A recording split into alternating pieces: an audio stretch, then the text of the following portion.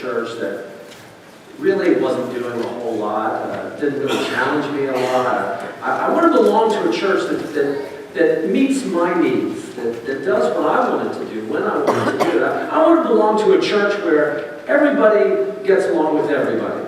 Nobody's ever challenged. I want to belong to a church that doesn't do a whole lot, so it doesn't ask a whole lot. I want to belong to a place where everybody is just like me. Well, this isn't the place. If that's what you had in mind, you've come to the wrong place.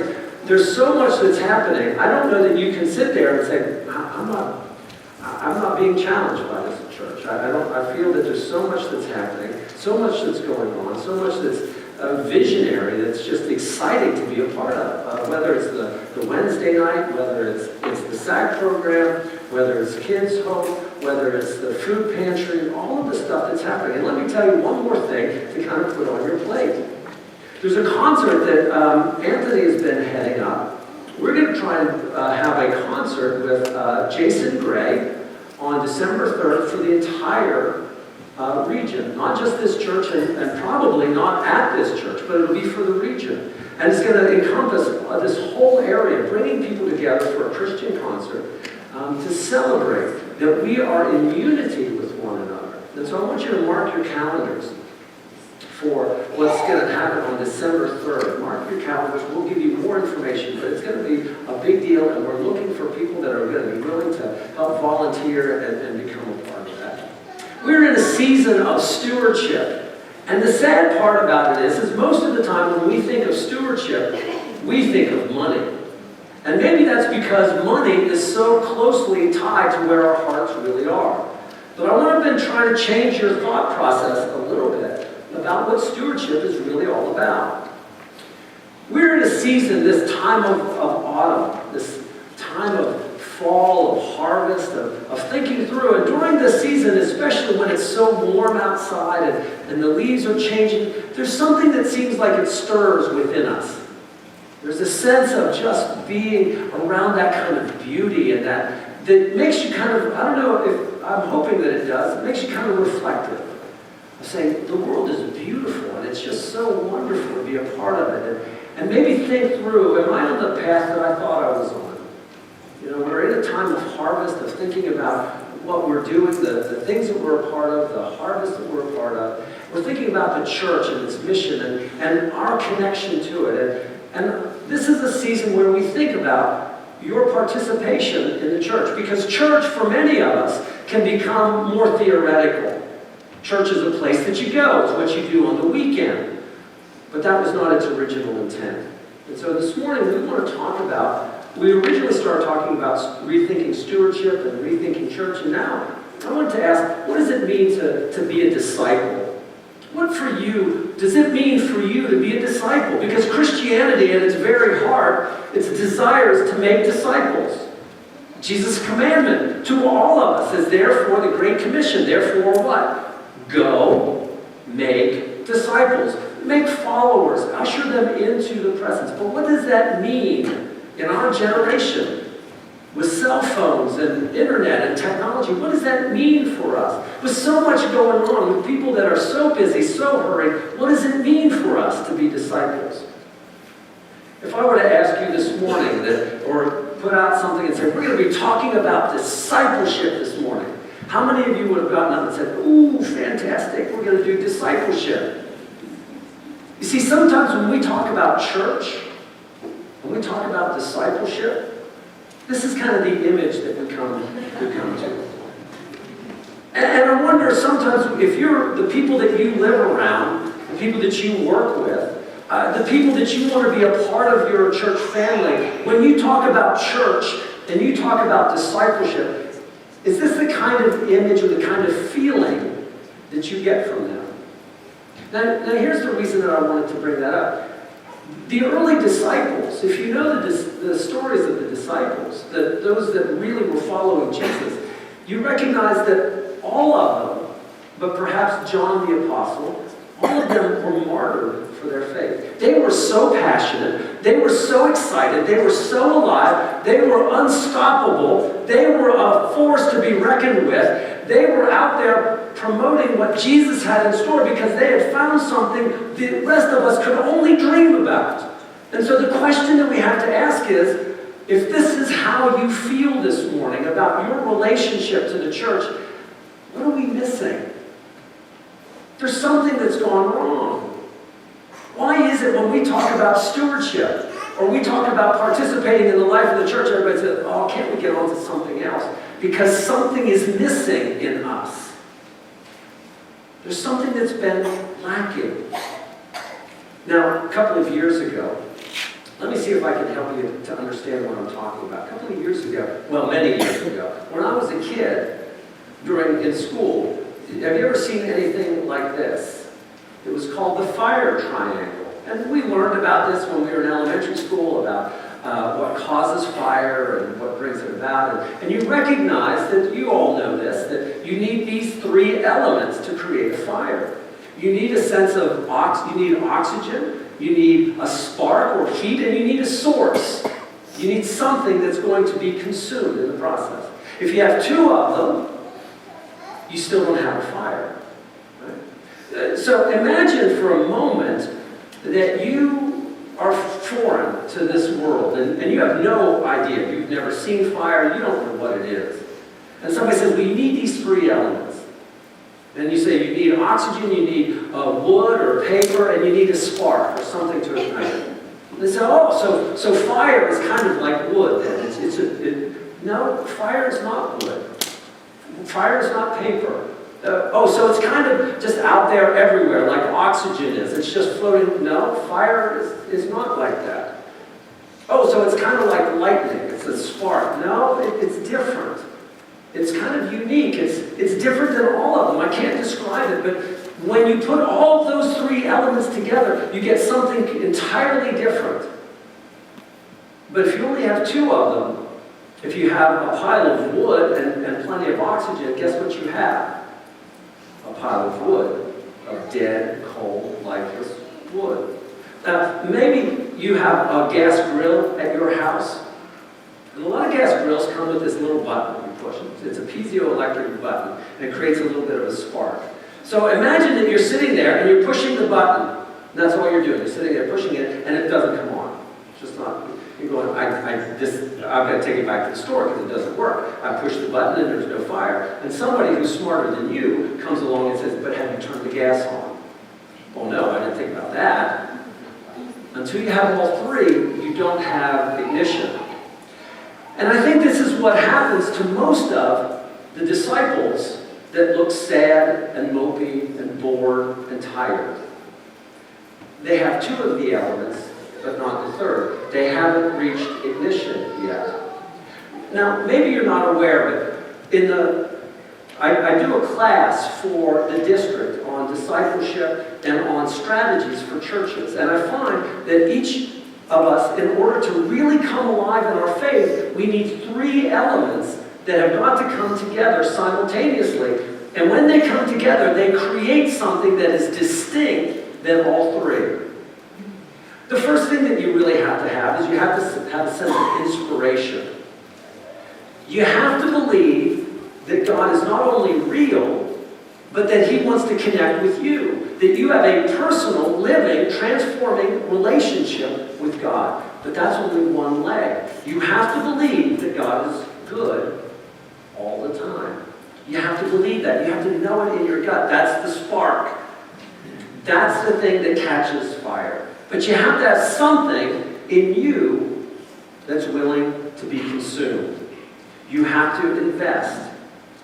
Now, most of us, when we think of investing, again, we think of money because that's the most precious to us. But what about your time or your talents? What about your passions? What about those things that you've been seeking after your whole life? Affirmation.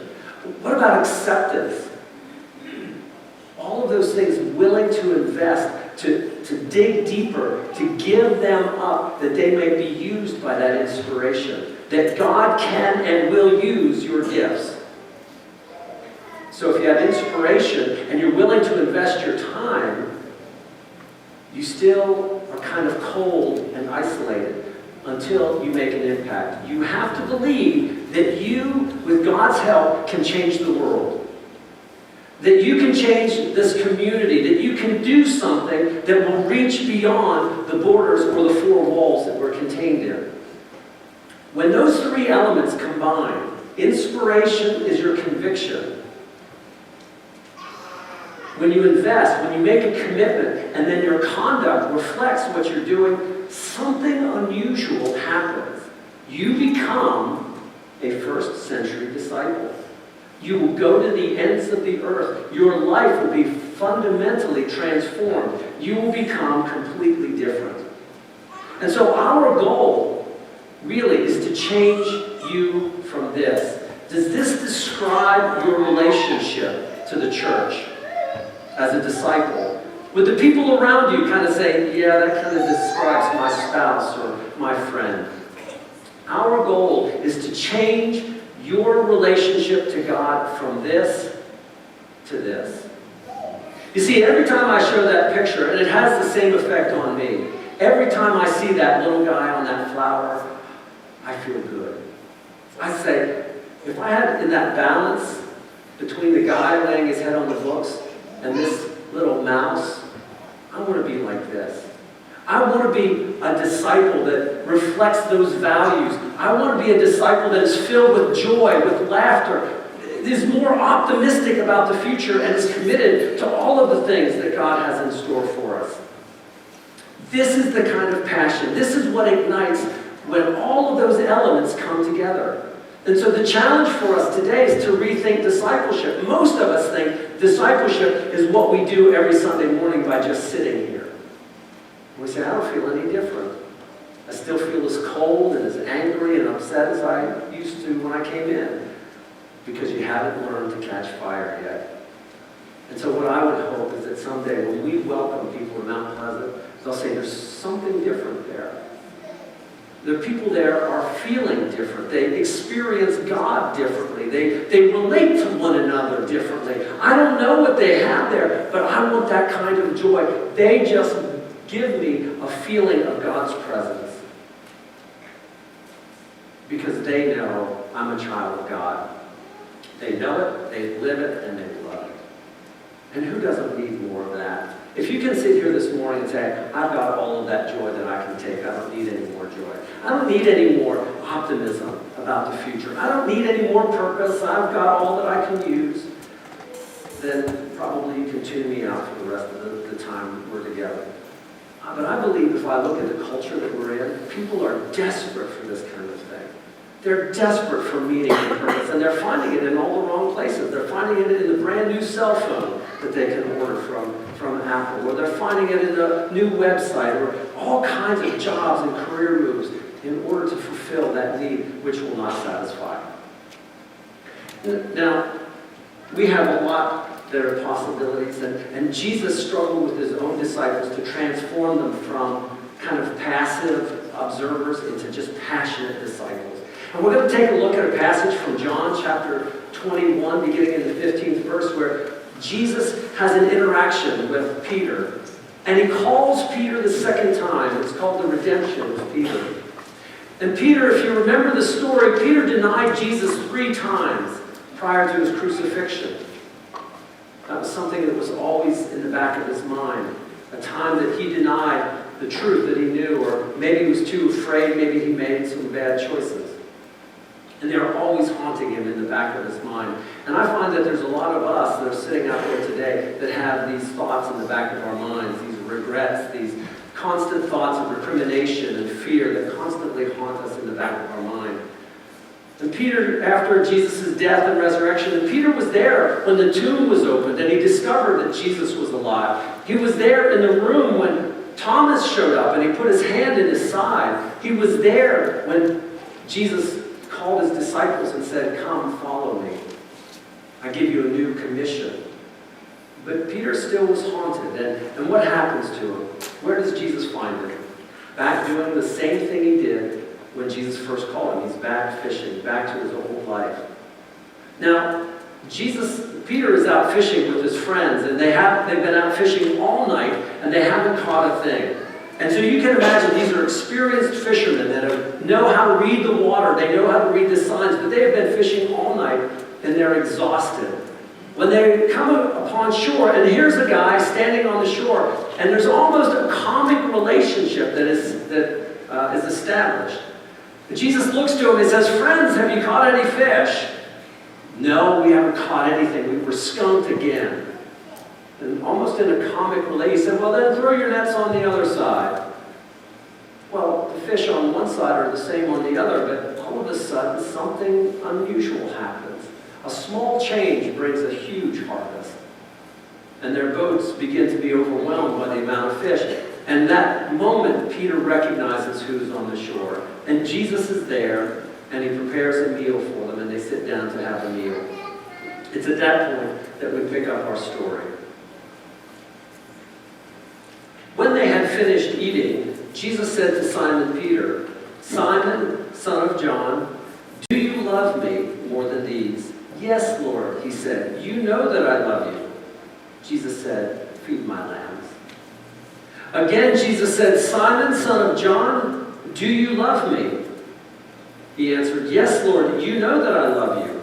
Jesus said, "Take care of my sheep."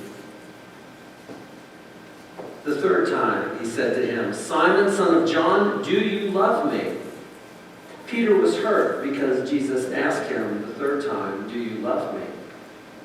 He said, "Lord, you know all things. You know that I love you." Jesus said, "Feed my sheep. Very truly, I tell you, when you were younger, you dressed yourself and you went where you wanted. But when you are old, you will stretch out your hands and someone else will dress you and lead you where you do not want to go." Jesus said this to indicate the kind of death by which Peter would glorify God. And then he said to him, "Follow me." This is the word of God for the people of God. There's a strange twist that happens in here. If you remember earlier in the Gospel of John, Peter has a revelation. And he makes the proclamation that all of the other disciples are kind of hinting at. He said, "You are the Messiah, the Son of God." And Jesus said, "You will no longer be called Simon, but you will be called Peter, the rock." But in this dialogue, this exchange that happens between Jesus and Peter, Jesus refers to him by his human existence, by his human family. "Simon, do you love me?"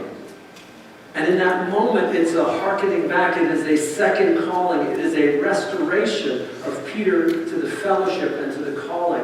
Peter recognizes that he has been truly forgiven by that relationship. And he recognizes that he is now called by God into a greater service. If you notice, each time Jesus invites him, "Do you love me?" And that's the question that he asks all of us this morning. The reason that we're here this morning is because Jesus is asking us again, "Do you love me?"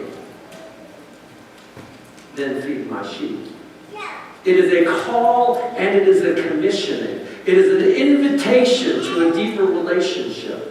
And so if we're going to make this transformation from sleepy and slumbering kind of disciples into the kind that are just passionate and transformational, we have to understand that Jesus is calling us into greater service, greater experiences. A couple of things that I notice about disciples, especially from this passage. The first one is that disciples are a curious bunch. If you've had an experience with Jesus that is transformational, if you've had an inspiration, an experience that God is alive and transforming the world around you, you can tell because you want more of it.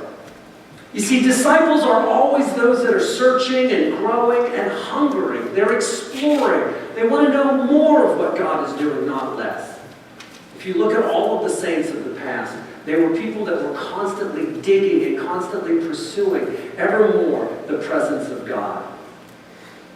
In Ephesians chapter 4, Paul writes the following. He says, "Then we will no longer be infants, tossed back and forth by the waves, and blown here and there by every wind of teaching and by the cunning and craftiness of people in their deceitful scheming." Wow. Tell me that isn't relevant in our political system today. tell me that we don't, as a people, need to be rising up in maturity. Paul says we are constantly growing. We are constantly seeking ever deeper understanding of what God is doing in our lives. The more that we open up God's Word and allow it to pour over us, we are growing. We become more curious about what God is doing. Disciples are constantly understanding that God has called them to a deeper service. Do you feel that God is using you in a profound way?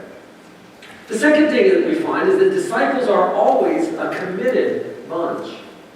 There are no part-time disciples. There are no part-time relationships. There are commitment that allows us to go ever deeper in our relationship.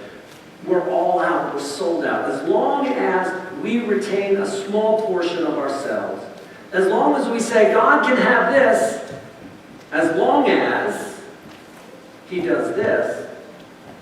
How many of you have ever been to a wedding where they kind of get up and they say, do you promise to love, honor, and keep, as long as you both shall live, as long as they keep the house neat and tidy, as long as they continue to bring the checks in, as long as, that doesn't count for anybody.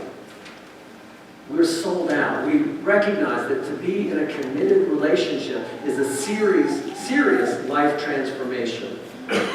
The problem is that many of us are more interested in what Jesus is doing than we are committed to what Jesus is doing. You see, the difference between being interested is if you are interested in a subject, then you will do it as long as it is convenient and it fits your schedule. As long as it fulfills what your needs are at the moment, you will be interested. Jesus had a lot of fans. He had a lot of people that were following him as long as he was turning bread into a banquet, as long as he was healing the sick and walking on the water. He had plenty of people that were willing to follow him. But when he started saying those little words like, take up your cross and follow me, they fell away. The difference is commitment is when it's convenient. Interest is when it's convenient, but commitment accepts no excuses. If you were to get up this morning, there are 1,000 excuses. There's 1,000 reasons why you should not be a part of a church. I could probably give you a whole bunch. But a commitment says it's a lifestyle. It's the way I live my life. I want to be more joyful, more centered, more focused in my life. And that's why I'm here today. You see, when we give up our small trinkets in order to experience God's full and abundance, what is it that God has offered? What noble purpose has He offered you in order for you to become a part of that journey? What's interesting to me about this story is at the very end, after the 3 times that Jesus invites Peter into a relationship, he says, Peter, there's going to come a time when you're going to be led to places that you don't want to go by people that you don't really like in order to tell us about the death that He would die. And then, once He reveals that, He says, now, are you willing to follow me even that far? The question that we must ask is, are we willing to follow as far as Jesus will lead? If not, then we're just fans. We're just interested in Jesus, not really committed as disciples. And the last one is that disciples are a courageous bunch. They go the distance. They seek out. They are the change makers. They are the risk takers. These are the people that are courageous because they've already been there. They already know how the story ends. During the Second World War, there was, in France at the time, there was an underground group that was constantly fighting those that were in the Nazis that were in occupation. Now imagine for a moment that you could be placed in that time, in that space. Think about what difference it would make if you said, I already know how the story ends. I already know. I know how history will play out. The encouragement and the inspiration that would give to you if we really believe how the story ends. We are part of that. We are a courageous bunch because we already know that God is with us. We've already had that experience. if we live with integrity, nothing else matters. But here's the key. If we don't live with integrity, nothing else matters. What is integrity? Integrity is doing what you know to be true when it's hard, when it's challenging. You see, when you are challenged, when you are put on the spot, when it becomes difficult, that's when your character is being formed. Stewardship isn't about money. We just make it about money because it's the hardest thing that we have to deal with. But Jesus says that's the thing that's holding on to you and to your character the most. It's the thing that ties you and binds you the most. What you do with your finances. If you live with integrity, nothing else matters. When we talk about stewardship, when we talk about giving according to biblical proportions, it's challenging. And people come up and say, who can do that? Because it's about character. It's challenging. As a matter of fact, in 2 Samuel, David was going to make a sacrifice to the Lord. And the king in that place said, I will give you the land, and I will give you the sacrifice that you need free of charge. Just go ahead and do it. And David says the following. David replied, no, I insist on paying you for it. I will not sacrifice to the Lord a burnt offering that costs me nothing.